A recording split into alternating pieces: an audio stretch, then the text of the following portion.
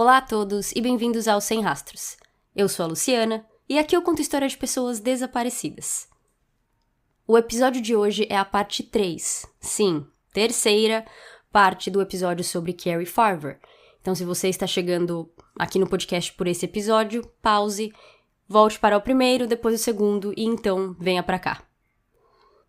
Como eu falei no final da parte 2, eu não acreditei que se transformou em 3 partes, porque eu escrevi o segundo roteiro tudo junto, mas como eu falei, quando eu tava editando, eu percebi que eu já tava nos 40 minutos, e então eu decidi cortar e dividir. Antes de começar, eu só queria dar um recadinho que dia 30 e talvez até dia 10 de fevereiro não tenha episódio, eu não quero prometer.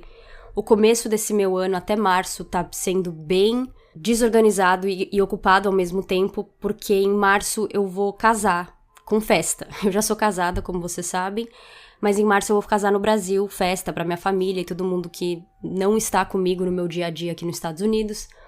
Então eu tô fazendo todos os preparativos pra isso. Semana que vem eu vou viajar, depois eu já vou pro Brasil, enfim.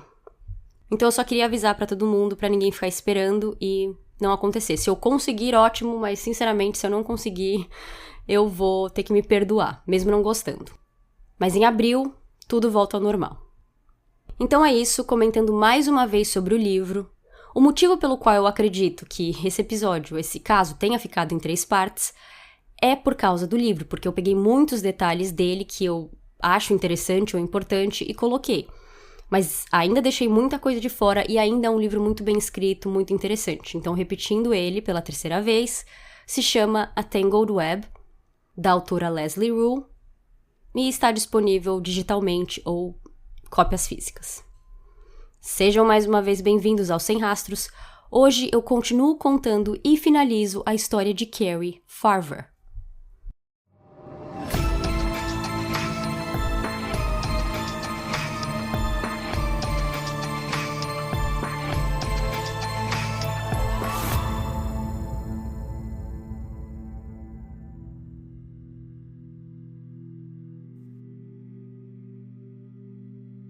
O policial Phillips, aquele que foi o primeiro policial no caso de Cari em 2012, foi promovido a sargento em 2015. Em seu time, tinham várias pessoas, entre eles Jim Doty e Ryan Avis, mais conhecidos pelo sobrenome Doty e Avis. Os dois disseram que o caso de Cari era Water Cooler Talk, que em português é conversa de bebedouro de água, que eu achei uma expressão muito interessante, por isso que eu quis falar aqui. Que eu acho que em português é o mesmo que a gente falar que era uma conversa de elevador. Que eles comentavam às vezes quando se passavam ali, talvez no bebedouro ou na cozinha do departamento de polícia. Mas os dois especificamente começaram a ficar bem intrigados com o caso e resolveram pedir para o chefe Phillips se eles podiam ser colocados oficialmente no caso dela e dar continuidade com a investigação. No primeiro dia dos dois trabalhando o caso, eles bolaram uma estratégia. Já que Cari fisicamente estava desaparecida há mais de 2 anos, mas digitalmente ela estava bem presente, cada um ia investigar partindo de uma perspectiva diferente. Avis partiria da premissa que Cari estava viva e Doty que Cari estava morta. Eles reviraram todos os documentos e arquivos da pastinha dela, mas Avis teve que se dar por vencido. Não tinha nada lá que apontasse que Cari ainda estava viva. Não parecia possível. Ela abandonou sua família de uma hora para outra, seu carro, e suas contas bancárias foram deixadas para trás também, porque ela nunca mais usou, e ela nunca mais entrou em contato com ninguém por telefone ou vídeo, só mensagens de texto. Contudo, alguém, muito provavelmente o assassino, queria que Cari continuasse viva. Afinal, o stalker se apresentava como Cari Farver. Mas quem? Avis e Doty começaram pelo começo. Quem foi a última pessoa que nós sabemos ter visto Cari antes de desaparecer? Seu namoradinho, Dave Krupa, então vamos começar com ele. Dave tinha super cooperado com a polícia até então, e além de tudo, o que ele estava passando nas mãos dessa stalker era muito, então os detetives não acreditavam que ele era um suspeito. A segunda pessoa na lista era Liz, e assim como Dave, ela também sofreu muito nas mãos da tal Cari. Tinha até dado seu celular para a polícia ver, então os detetives também não a viam como suspeita, né? Mas não. A primeira pista que Avis e Dory se depararam com o nome de Liz, fora o que eles já sabiam, estava no e-mail de demissão que Carrie mandou para o seu trabalho. O e-mail inteiro lia: "Eu não vou voltar. Eu aceitei um emprego em Kansas. Desculpa pelo curto prazo, eu estou enviando alguém para preencher minha posição. Seu nome é Shayna Goliar." Carrie não trabalhava na casa da mãe Joana para qualquer funcionário sair de última hora e colocar quem eles quisessem em sua posição. O livro explica que a empresa tinha um recrutamento rigoroso, com várias entrevistas, e que a chefe de Carrie encaminhou esse e-mail para os seus chefes, dizendo: "Eu não confio muito nessa recomendação." E qual a cereja do bolo? Horas após essa mensagem ser enviada, Liz mandou seu currículo para a empresa, assim como o e-mail tinha dito. E aqui a gente começa a ver como o policial Phillips, ou o time que estava trabalhando no caso de Carrie, não estava dedicado no caso dela quando começou em 2012. Eles falaram com a empresa de Carrie sobre o sumiço dela, mas será que eles sabiam desse e-mail, ou pelo menos de tudo que estava escrito nesse e-mail? Porque eu sinto que é uma prova bem interessante. O policial poderia ver isso e pensar: ué, Carrie e Liz não se conhecem, pelo que eu estou vendo até agora da minha investigação, então deixa eu conversar com Liz de novo, porque isso é suspeito. Mas isso não foi feito. Em maio de 2015, Dory foi na casa de Nancy, mãe de Carrie.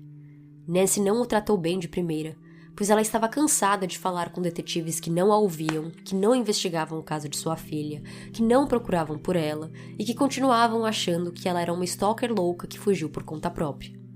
Mas Dory não acreditava em nada disso, e quando ele falou para Nancy que achava que Carrie não tinha desaparecido por desejo próprio, ela se abriu para o detetive. Finalmente alguém acredita nela. Nessa hora, Nancy abraça o detetive Dory. Dory pede para baixar os dados do celular de Nancy para ver as mensagens que Carrie mandou para ela, mas ele estava mesmo interessado na imagem do cheque que apareceu lá no começo da investigação, quando a casa de Liz foi invadida. A imagem era de um cheque de $5.000 assinado. Até aquele momento, ninguém tinha pensado em comparar a assinatura com a verdadeira de Shayna Liz Goliar. Eu procurei infrações de trânsito que Liz recebeu e as assinaturas eram idênticas. De novo, por que o policial Phillips não fez isso na época, sendo que ele foi atrás de investigar o cheque? Ele falou com Liz. Ela estava tão confiante de que não ia ser pega que ela nem se deu ao trabalho de falsificar sua assinatura. E ela estava certa, porque ela não foi pega. Os detetives também checaram todo o conteúdo do celular de Liz, da vez que ela consentiu deixar a polícia fazer download de seu aparelho em 2013. Nele, eles acharam um e-mail que Carrie enviou para Dave, com a foto de uma pessoa parecida com Liz em um porta-malas, amarrada, e procuraram a metadata da foto, que dizia que ela foi tirada de um celular LG, parecido com o que Liz tinha. Metadata, também conhecido como metadados, contém informações como nome e marca do modelo da câmera, dimensões da foto e, às vezes, até mesmo GPS, localização onde a foto foi tirada. Eles também encontraram uma foto de um carro, um Ford Explorer preto, que nem o de Carrie. Ao comparar a placa, era o de Carrie. Mas o mais importante era a data da foto. 24 de dezembro de 2012, mais de um mês depois dela desaparecer e 2 semanas antes de Dave achar ele estacionado em seu complexo de apartamentos. Essa foto fez Dory lembrar das digitais encontradas no carro de Carrie e agora pediu para a analista comparar diretamente com as digitais de Liz, ao invés do banco de dados. Sem surpresa, a digital do carro e a de Liz combinavam. Mesmo com tudo isso, o livro fala que depois de cada descoberta, que isso ou aquilo não era o bastante para uma prisão, que um bom advogado de defesa e júri podiam, de certo modo, explicar aqueles acontecimentos. Toda essa investigação detalhada sobre a vida de Liz e o conteúdo de seu celular continuaram a ser revisados pelos próximos meses e Dory e Avis estimam que trabalharam mais de 500 horas não pagas para analisar todas as mensagens enviadas, levando o trabalho para casa. Em novembro de 2015, Dave estava de saco cheio de Liz pela 1000ª vez nos últimos 3 anos. No feriado do Dia de Ação de Graças, ela implorou para eles passarem juntos, ele aceitou, mas teve uma emergência.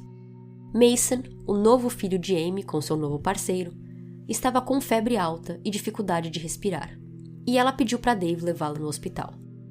O motivo pelo qual ela mesma não o levou é porque tinha tido uma nevasca e ela estava com medo de dirigir. Eles não falam dos filhos, mas eu acredito que ela também estava com os 2 filhos dela com Dave, já que ele ia passar o feriado com Liz.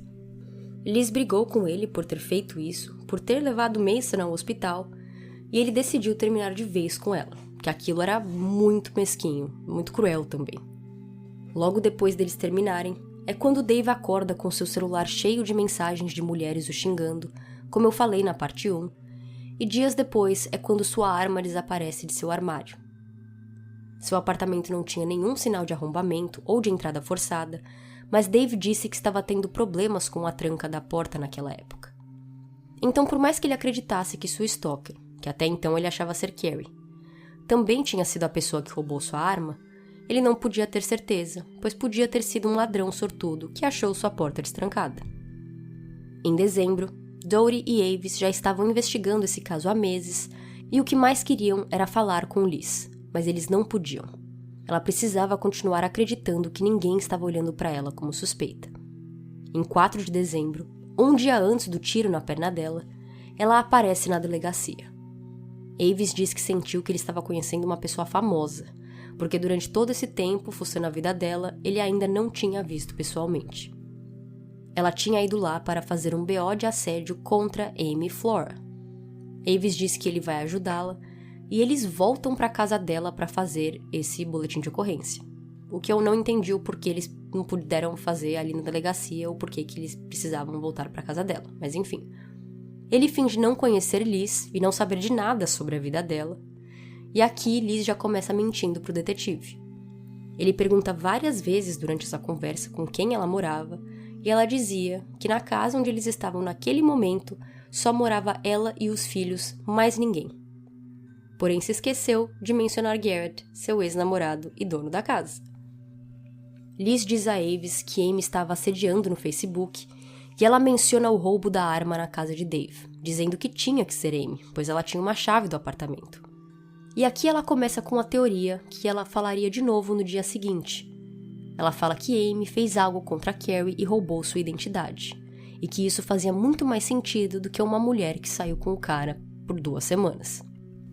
Como cartada final, Avis pergunta se Liz deixaria ele fazer download do celular dela, e ela diz sim. O livro explica que essa transmissão de dados de um celular para o computador da polícia é realizado por meio de um pequeno dispositivo portátil que transfere arquivos. Ele pode ser usado para realizar downloads lógicos e físicos.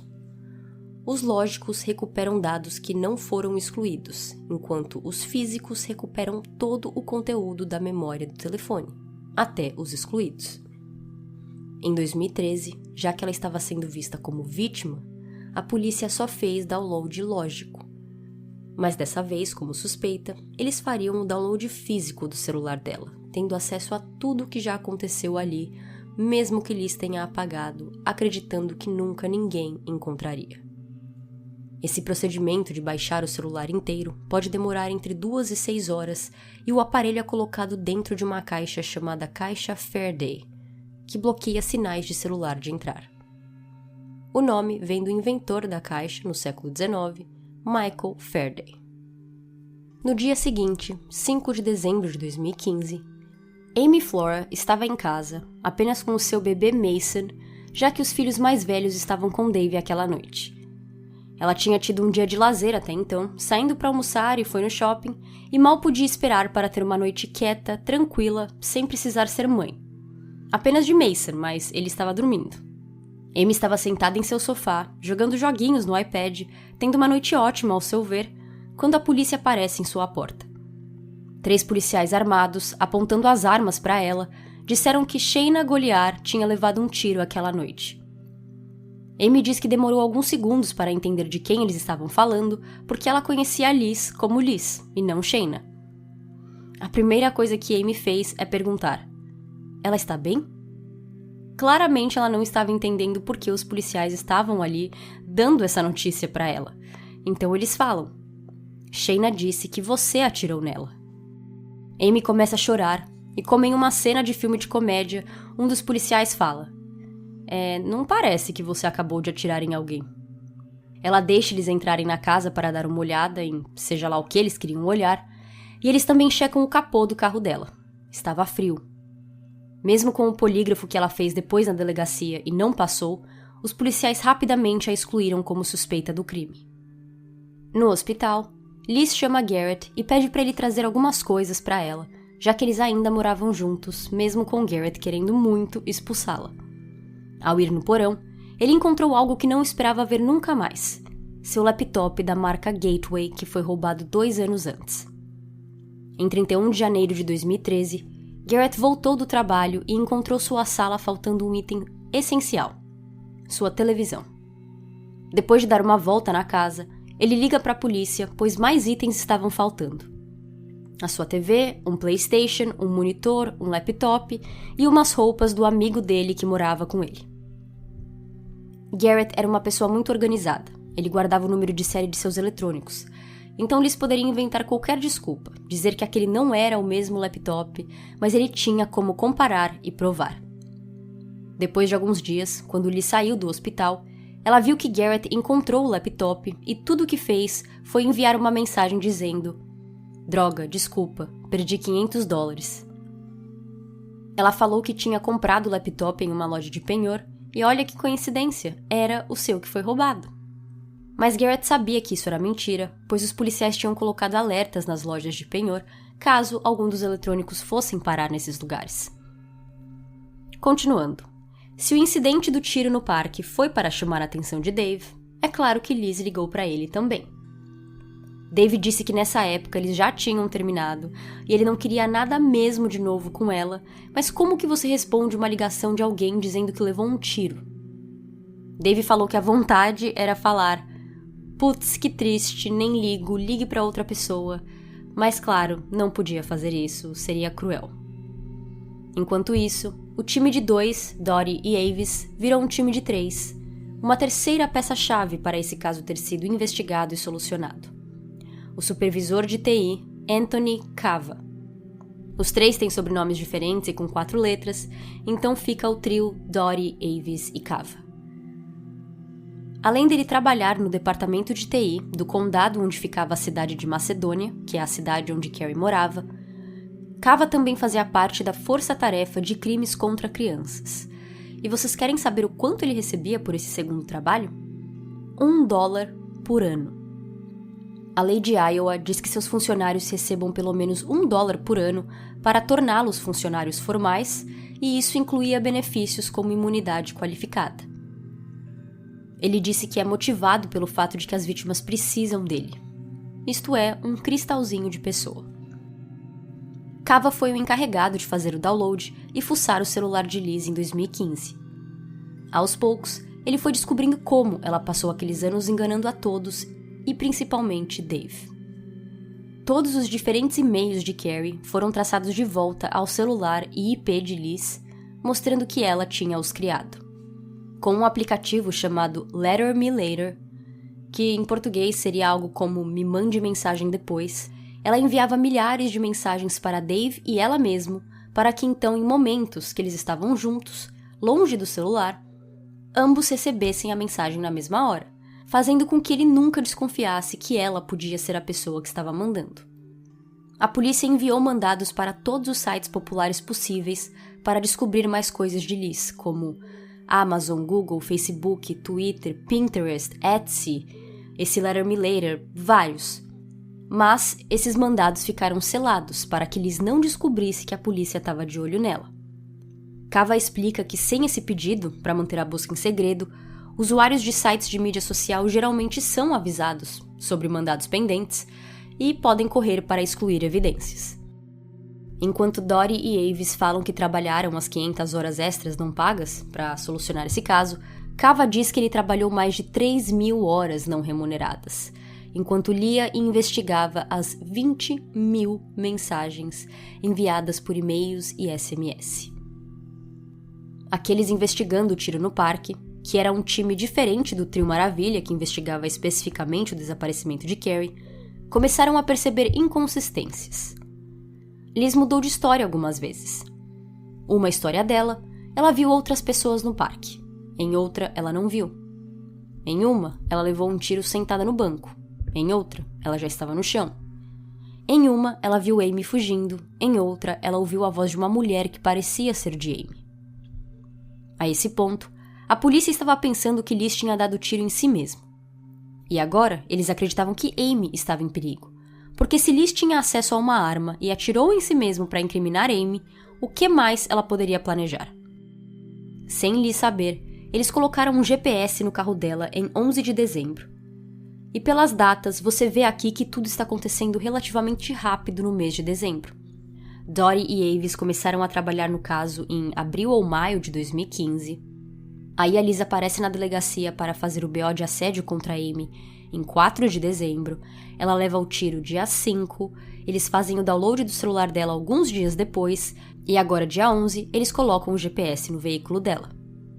Eles colocaram uma função nesse GPS que toda vez que ela estivesse perto ou no endereço de Amy, eles receberiam um alerta. E os policiais devem ter se arrependido, porque eles recebiam um alerta todos os dias, várias vezes por dia.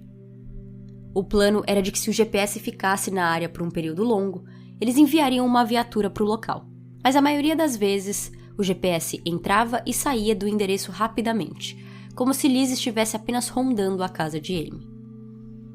Em 14 de dezembro de 2015, o detetive Dottie chama Liz para uma conversa na delegacia. Sua tática foi mentir. Eles falam para Liz que acharam restos mortais recentemente e que ainda estavam esperando por uma confirmação, mas acreditavam ser de Carrie. A expressão de Liz não muda durante a conversa, dando a entender que ela sabe pouco sobre o caso. Ela conta como nem conhecia a Carrie, que só passou por ela uma vez na portaria do apartamento de Dave, mas que Carrie soltou um comentário para ela nesse momento, a chamando de vadia. Ela volta a falar de sua nova teoria, de que Amy era quem estava fingindo ser Carrie e a perturbando. Ela ainda completa: "Eu só estou falando que se tem alguém que poderia ser possessiva de Dave, é Amy Flora." Dottie continua tratando como vítima e fingindo acreditar na história de Liz, de que Amy era a culpada. Mas olha só, ele não tinha provas o suficiente, ele precisava de mais evidências. Ele fala que se Liz tivesse recebido mensagens de Amy falando de Carrie ou que estava envolvida no desaparecimento dela, seria como achar ouro. 4 dias depois dessa entrevista, Liz encaminha vários e-mails que recebeu para Dottie, dizendo ser de Amy, confessando atirar nela. "Eu atirei em você, Liz, para garantir que Dave ficasse longe de você. Eu me livrei da arma. E parece que a polícia não me prendeu. Ninguém tem provas de que fui eu." A Liz tinha caído na mentira de Dottie, mas ela entendeu errado. Ele não queria mensagem sobre o tiroteio e sim sobre Carrie. Mas agora ele também sabia que Liz faria acontecer se ele comentasse de novo. Ele fala que o caso do parque não é com ele, que é com a polícia, e ele era do departamento de xerife, e que o que ele precisava era de informação de Amy e Carrie. "Eu preciso de informações específicas sobre o assassinato de Carrie para montar um caso." Em 20 de dezembro, Liz encaminha mais uma mensagem de Amy, entre aspas, não só confessando ao assassinato de Carrie Farver, mas com detalhes. "Quando eu conheci a louca da Carrie, ela não parava de falar sobre Dave e sobre ele ser seu marido. Ela tentou me atacar, mas eu a ataquei com uma faca. Eu a esfaqueei 3 ou 4 vezes no estômago. Eu então a queimei e coloquei seu corpo em uma lata de lixo, com lixo dentro. Ela foi levada para a lixeira, provavelmente quando Dave levou o lixo para fora para mim. Fique feliz por eu não ter agido assim com você, Liz. Eu nunca vou admitir para Dave ou para a polícia. Talvez eu esteja bêbada agora e apenas contando mentiras para você. Dave sempre cuidará de mim e me protegerá, então eu nunca vou para a cadeia. Quando eu te segui naquela noite, eu atirei em você. Deixei Manson em casa porque ele estava dormindo." No dia seguinte, após encaminhar esses e-mails, Liz diz que não poderia ajudar muito a polícia porque ela estava se mudando. Garrett a expulsou de casa, mas sendo o fofo que é, ele alugou um caminhão de mudanças para ela e deu dinheiro para ela pagar o primeiro mês do aluguel, dizendo: caso essa mudança não dê certo, não volte para cá. Nunca volte para cá. Ele cuidou de Liz e filhos por 2 anos e meio e mal recebeu um carinho ou um obrigado de volta, sem contar dinheiro. Ele nunca viu o dinheiro dela em sua vida. Liz achou um apartamento a 50 quilômetros dali, numa cidade de Iowa que tinha apenas 400 pessoas. Depois de se mudar, Liz continuou em contato com os detetives, perguntando por que eles ainda não tinham prendido Amy, o que eles estavam esperando. Mas eles continuavam dando desculpas de que estavam investigando e precisavam de mais provas. O que não era mentira. Eles estavam fazendo isso, só que não era contra Amy, e sim contra Liz. Para deixar Liz mais brava e ver se isso a incentivava a fazer algo, eles aconselharam Dave a ir morar com Amy. Eles foram no trabalho de Dave dizer o que ele ainda nem tinha suspeitado. Que Liz estava por trás do stalking, ameaças, incêndio, tiro, tudo. Embora os detetives não pudessem contar a Dave tudo o que sabiam, eles deixaram claro que acreditavam que Liz era perigosa, que estava por trás do desaparecimento de Carrie e que temiam que Amy e seus filhos estivessem em perigo. Depois que Dori e Avis foram embora, Dave ficou sentado olhando para a parede por 2 horas sem trabalhar, digerindo o que acabou de ouvir. Ele nunca duvidou da identidade da stalker. Ele conheceu Carrie apenas por 2 semanas, então ele não a conhecia o bastante para, em algum momento, duvidar de que era ela atormentando sua vida. Ele também nem sabia que existia tecnologia para alguém agendar uma mensagem para ser enviada em outro horário, como Liz fez quando estava com ele. Dave vai morar com Amy e filhos, e em 1 de fevereiro de 2016, os detetives recebem uma ligação de uma Liz, chorando, gritando. Parece que a única pessoa que se beneficiou disso tudo foi ela.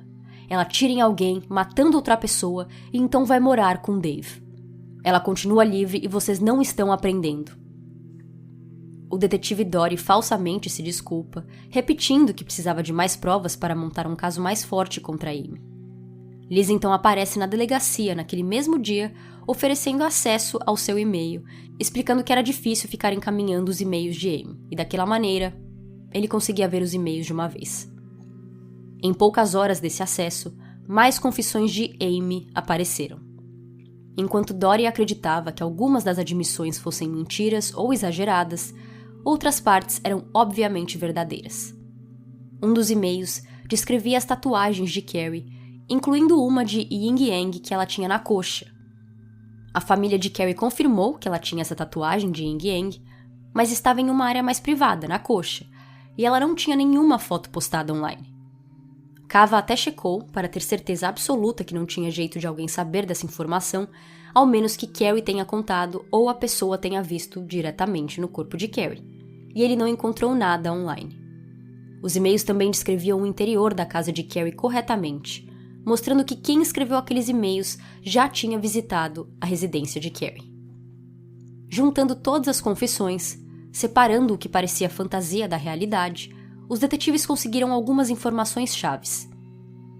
Carrie foi esfaqueada na região do estômago, o corpo foi queimado e jogado no lixo, o veículo foi limpo após o crime e devolvido ao estacionamento do apartamento de Dave, e o assassino foi na residência de Carrie. Os investigadores perceberam que o assassinato provavelmente ocorreu em Omaha, já que Carrie foi vista pela última vez na casa de Dave, na manhã de 13 de novembro de 2012, que ficava em Omaha. Mais especificamente, acreditavam que o crime ocorreu em seu carro, no Ford Explorer preto. Além de comparar a digital encontrada no carro de Carrie com a de Liz, os detetives queriam que a analista, a mesma de 2013, fizesse uma outra análise do veículo, agora procurando por sangue. Nessie tinha vendido o carro por um cara, mas ele deixou a polícia pegar para fazer essa segunda inspeção em dezembro de 2015. Ao contrário de 2013, o carro estava bem sujo, com cara de que estava sendo usado pelos donos. O dono tinha cachorros, então tinha pelo para todo lado. A analista tirou tudo do carro e borrifou o spray, que ao entrar em contato com o sangue, fica de uma cor azul fluorescente.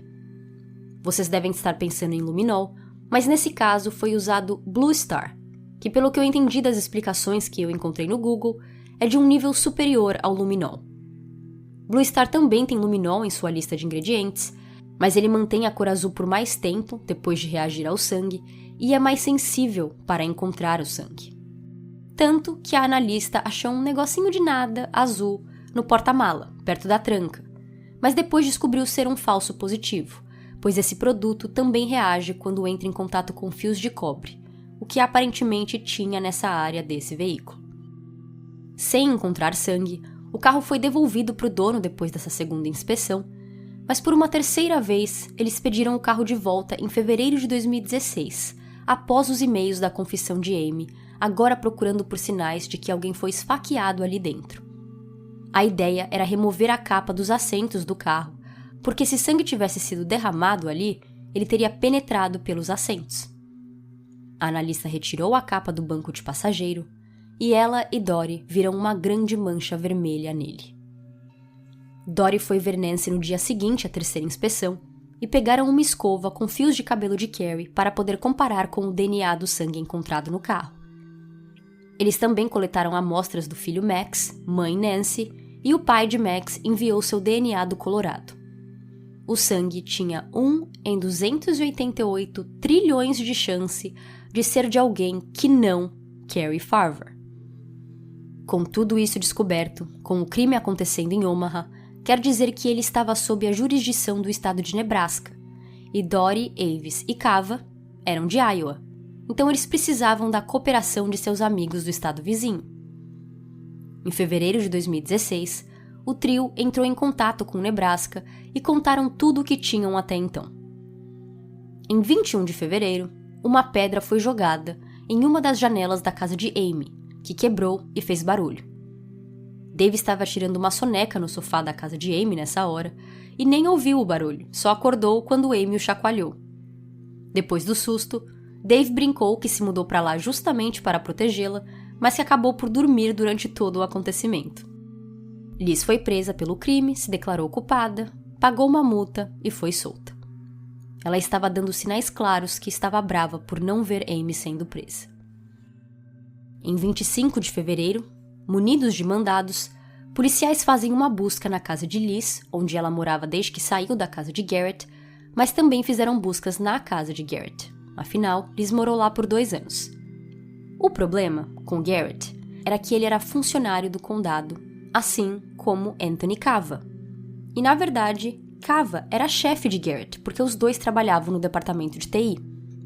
Os 3 detetives conheciam e gostavam de Garrett, mas eles precisavam ser muito cuidadosos para essas buscas não chegarem ao ouvido de Liz, e eles também não sabiam se Garrett havia sido manipulado por ela, então eles não podiam abertamente falar tudo o que estavam fazendo e procurando em sua casa.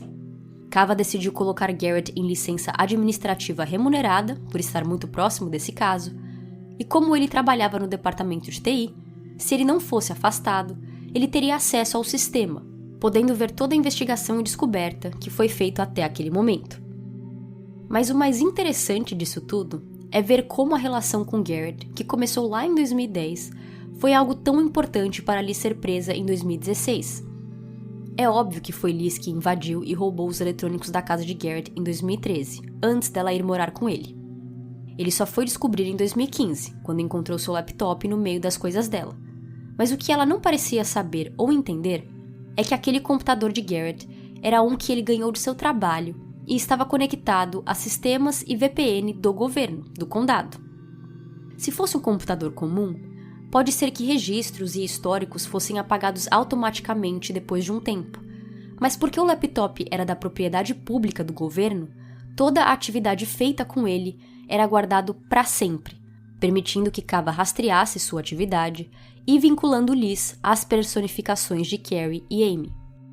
Na nova casa de Liz, os policiais encontraram vários aparelhos de telefone celular, entre outros eletrônicos, mas tinham 2 deles que se sobressaíam. Era uma câmera fotográfica e uma filmadora que pertencia a Carrie, não a Liz. Por isso que nos e-mails, a casa de Carrie tinha sido descrita com precisão. Liz foi na casa dela após o assassinato e pegou alguns itens como essas câmeras. Um dos telefones celulares confiscados na casa dela também revelou que ela tinha sido a pessoa que ligou para a mãe de Carrie em abril de 2013, dizendo que era Dave Krupa e que sua filha estava em um abrigo para moradores de rua. A única coisa que os policiais não sabem é se Liz arranjou algum homem para fazer aquela ligação para Nancy ou se ela usou algum aplicativo para modificar sua voz para uma voz masculina, pois Nancy tem certeza que falou com um homem e não mulher naquela ligação. No mesmo dia que as duas casas são revistadas, Liz é presa no trabalho por multas de trânsito que não tinha pago. As multas eram uma desculpa para levá-la para a delegacia e entrevistá-la. O detetive Schneider, de Omaha, que a entrevistou. Aqui ele soltou tudo que até agora os detetives estavam tentando esconder. Que ela era suspeita de estar envolvida com o desaparecimento de Carrie, que acharam a digital dela no carro, ligações, histórico de computador, tudo. Ela primeiro negou ter ligado para a casa de Carrie, jamais, mas aí disse que talvez tenha retornado uma ligação dela. Ela negou ter estado no carro de Carrie, negou ter criado e enviado os e-mails, também negou tudo. Eles contam para Liz que o celular de Carrie pingou na casa dela após o desaparecimento. E Liz pergunta surpresa: minha casa? Ela nunca esteve na minha casa. No qual o detetive responde: exatamente. Que eu achei engraçado, porque ele estava respondendo exatamente no sentido de: a gente tem quase certeza que ela não foi para sua casa, Liz, então se o celular dela estava lá, foi porque você pegou. Mas ele não fala isso, ele só fala exatamente. Depois de muitos nãos de Liz, ela termina pedindo por um advogado, o que automaticamente acaba com a interrogação. Meu Deus, eu ia falar interrogação de novo. Voltando. Depois de muitos nãos, ela termina pedindo por um advogado, o que automaticamente acaba com o interrogatório. Desde esse interrogatório, em fevereiro de 2016, Liz ainda ficou solta até dezembro do mesmo ano, quando finalmente os detetives acreditaram ter evidência o bastante para condenar Liz, então eles a prenderam pelo assassinato de Carrie Farver em 22 de dezembro, dias antes do Natal. O detetive Dory disse que guarda até hoje as algemas que usou para prender Liz naquela manhã. O advogado de Liz, James Martin Davis, foi votado como o melhor advogado criminal de Omaha por 9 anos seguidos. Liz disse para ele que ganharia um reembolso grande com seu imposto de renda, por causa de sua empresa de limpeza, e que ela pagaria James com esse dinheiro. Isso era uma mentira. Assim como ela enganou tantos homens durante sua vida, até seu advogado caiu em sua lábia. Na audiência preliminar, em janeiro de 2017, sua fiança foi determinada em 5 milhões de dólares. Por mais que fosse um valor alto, e os detetives e a promotoria sabiam que Liz não tinha todo esse dinheiro, só do juiz colocar fiança já era um sinal ruim. Réus de assassinato não costumam ter o privilégio de fiança. Eles costumam ser presos sem fiança, esperando pelo julgamento.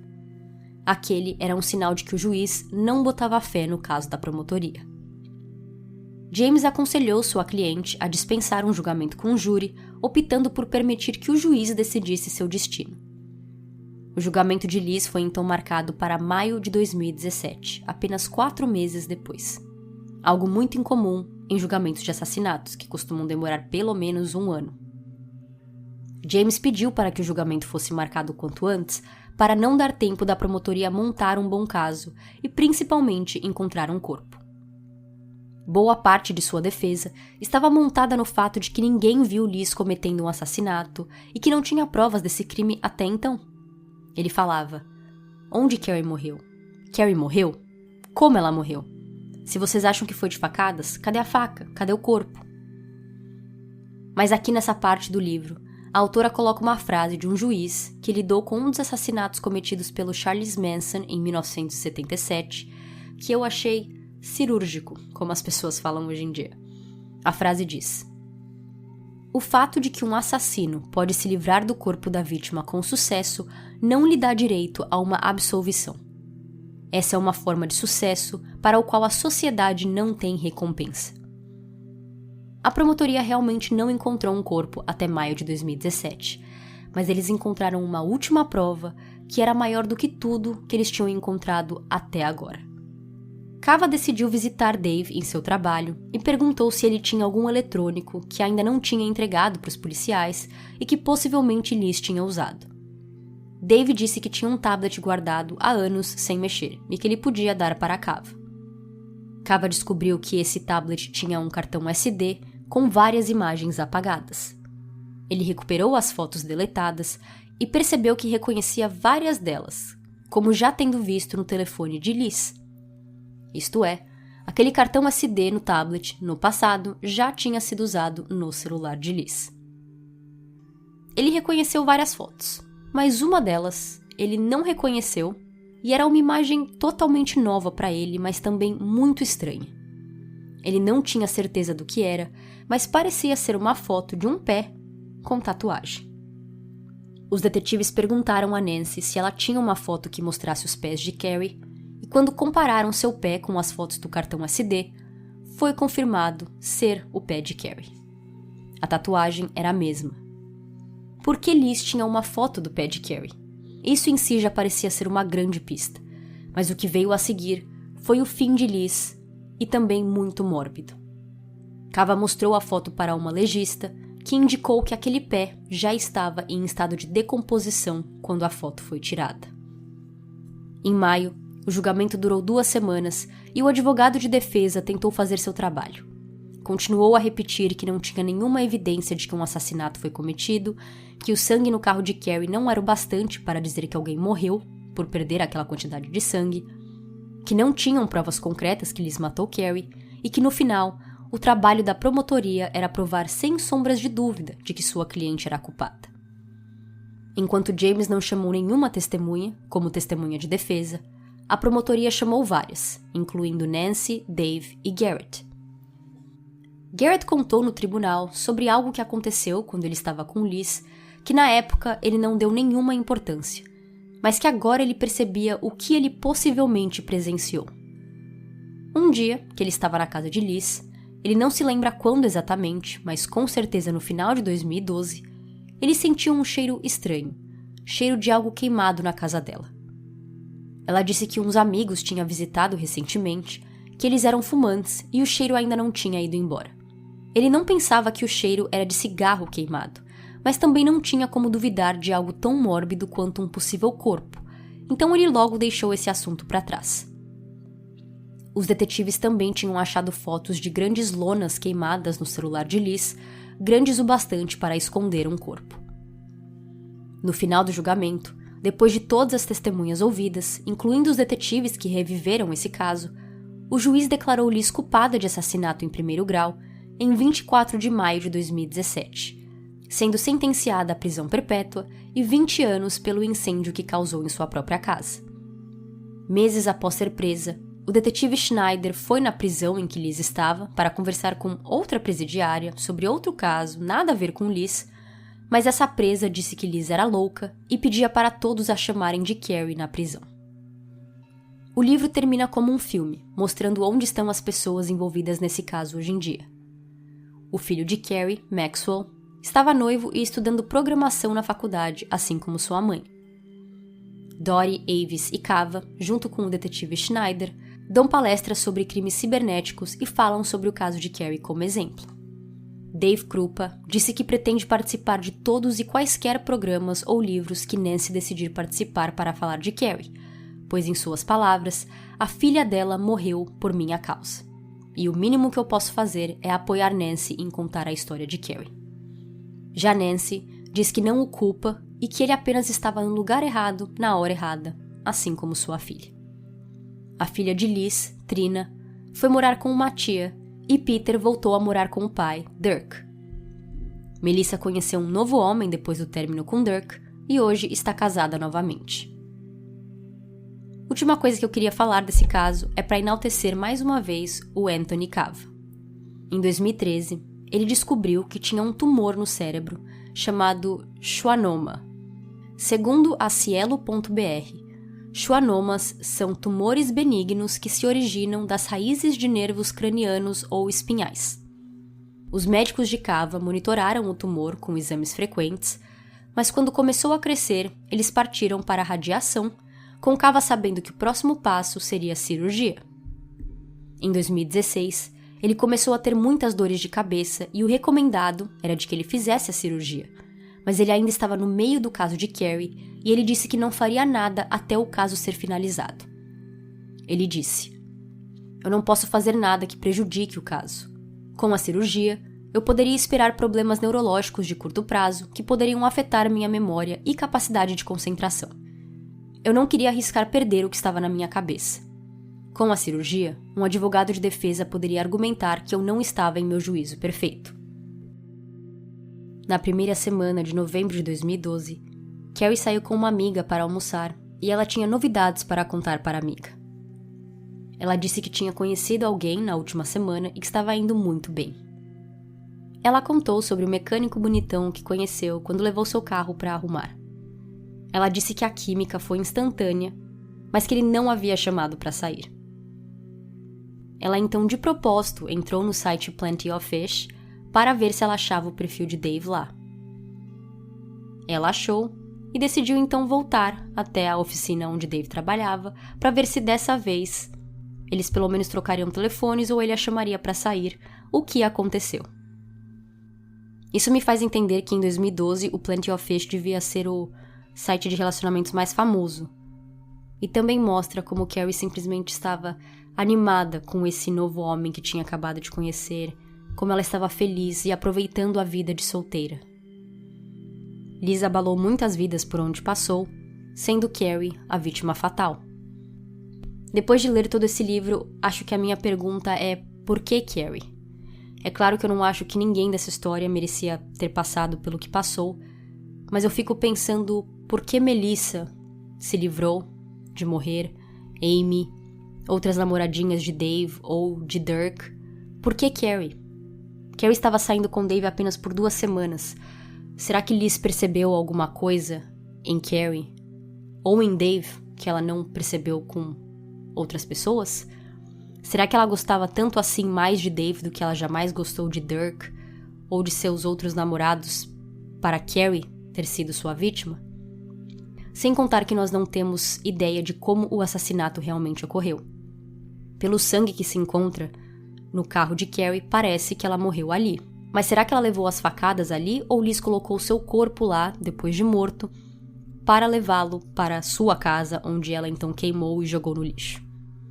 Será que ela entrou no apartamento de Dave e matou ela lá? Ou será que Liz estava esperando por ela perto do carro dela quando ela estava saindo para o trabalho? São muitas perguntas que ainda estão em aberto, mas que não impedem de ver que Liz foi a culpada desse crime e por isso ela foi presa por ele. Essa foi a história de Carrie Farver. Espero que vocês tenham gostado. Até o próximo episódio. Tchau, tchau.